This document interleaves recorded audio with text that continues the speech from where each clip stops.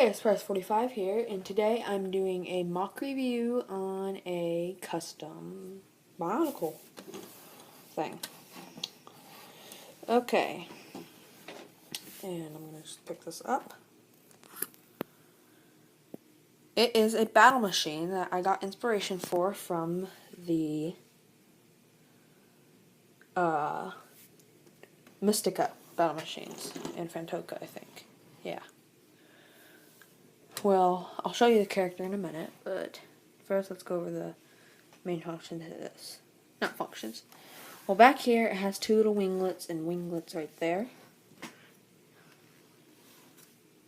Looks like a shadow. And then has some storage on the inside that his sword's in. This is the computer screen. Here, I'm going to set it down. Right here's the computer screen. Up here it's supposed to look kind of like an engine. I use this piece to put some of that red in here. On him, his shield can be stored back on him, on his gear function box. And he has these telemetry limbs that go up to Borak feet to kind of give him sort of a door-like thing, I guess it would look like. And he has some weapons. Since it flies over people, it shoots down a little bit, and these ones shoot up, but these shoot up and they fall afterwards, so, and it flies like that sometimes. So, there's a sword, I'll take that out, set it to the side. But, yeah, so it took me not actually that long to build. It just was challenging to build because I got the main frame down, but after that I just had to give it a good look, and up here was actually probably the hardest, right there, to get it like that, the guns and everything into it, and right on the side that was a huge gap. I just put these pieces on, Technic panels, but then on the back it even looks covered up because of that shield. So I really like this. And it could go like that, if that looks better to some people. I like it like this, because it gives it more face coverage. Well, I really like this mock, because you hold it like that, from back there, and it flies nice, and I just like it. And I put landing gear on the front too, right there, because down here it sticks down because of the way it's built. So yeah, it turned out pretty nice for the most part. It's actually mainly made out of the, I think it's CCBS system. The Hero Factory pieces, as a lot of people call them. Because the main frame, this is just it's a shape like that I just added armor to, then across, then it goes up, and another thing, and then over. And up in the front, I used a piece. I think it's from the Ben 10 series. I actually got that one off Thunder and Corroder and stuff. It's supposed to snap there. I guess it came on snapped. If it doesn't snap, there we go. It's a very quiet snap. Okay. Now it's falling apart because it does that on video. Okay. I'm just going to leave that unsnapped. I'll snap it in a minute. That's what it looks like, but you get the basic idea. It'll snap. It just... Everything's not going... There we go.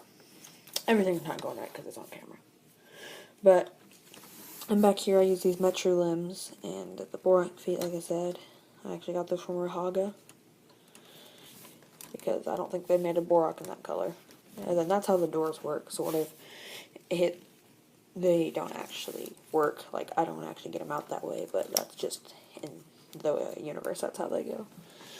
Back here, I just used these because they just looked cool. I wanted to put, like, the jetpack pieces back here, but I know I have two, but I couldn't find the second one, and they were silver, and I didn't really want that much silver on this because it's a darker machine for this character, and now I'm going to show you the character. Okay, now on to the character.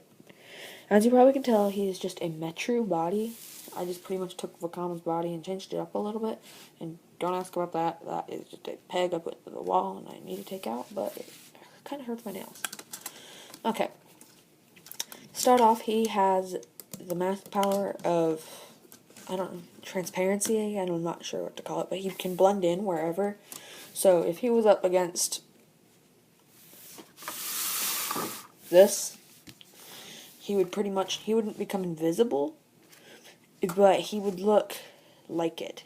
Like, I guess, yeah, he would look kind of like that. He would pretty much, like, come up here and he'd just look like a box or something. But the top part of him would be invisible. So the mask power, blending in, I guess you could say. I'm not sure what to call it. But that's his mask power. He just has a simple fire sword, and he'll hit only one of his arms. I just, instead of make that gear still turns to make it look cool, but instead of putting in an axle, I just put in that piece. It has a pin and an axle. Just stuck his arm on there. And he does have posability with the old Metro body, with these ball joint pieces I used, with the CCBS bone pieces. And then he has his shield that was on there, and then he has his sword, which normally has 2 more of these bushings right there, or at the bottom, I don't remember, but they fell off because I was modifying his sword. Okay, and this is what his battle machine looks like without him on it. It doesn't really look different in the front at all, but in the back it looks much different and not as good. And he's mainly built, I actually put him on it while building. I built the frame, then stuck him on, and started building from there, because, to be honest, it's meant only for him. Like, he built it for himself. You wouldn't want to try to put Breeze or someone on here, because I guess you could, but I don't think they'd fit as good. It's meant for his body design and everything. So, it still looks good, it's just the back looks hollow, is all. But that's the way it had to be to make him sit how I wanted him to. But I don't know what I'm going to name him yet, but pretty much what he is he's not a Toa, but he's not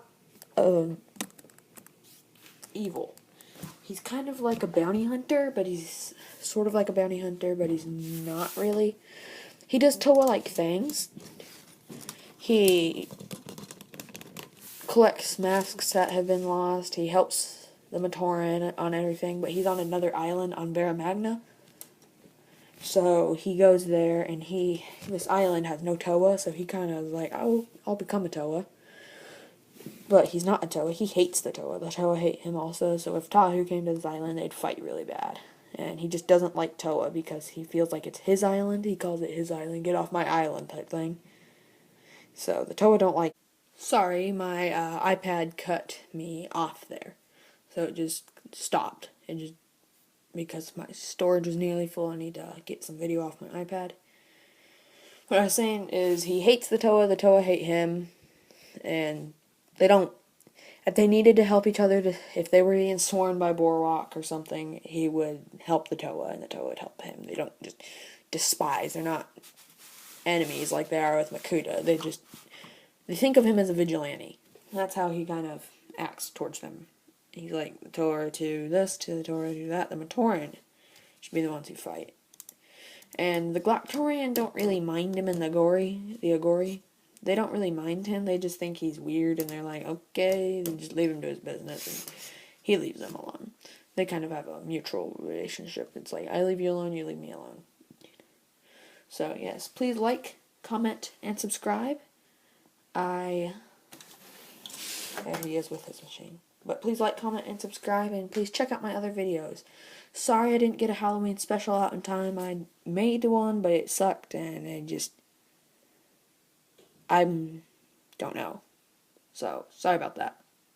I'll be trying to do a Thanksgiving and Christmas special, though. I'm almost positive I will be able to get a Christmas special. I'm not the best animator, so thank you for watching. Please like, comment, and subscribe, and I would like to see you again in some of my videos. Bye.